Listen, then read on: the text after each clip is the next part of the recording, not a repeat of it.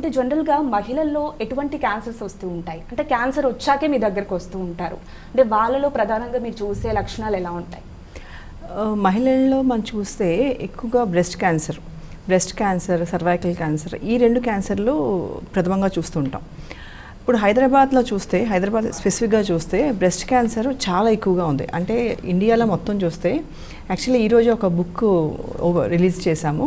And Hyderabad cancer registry, అంటే అన్ని హాస్పిటల్స్లో ఏ క్యాన్సర్ ఎక్కువగా ఉంది అని డేటా కలెక్ట్ చేసి గత 5 ఏళ్ళుగా చూసుకుంటే బ్రెస్ట్ క్యాన్సర్ చాలా ప్రబలంగా ఉంది. సెకండ్ పొజిషన్ వచ్చి సర్వైకల్ క్యాన్సర్.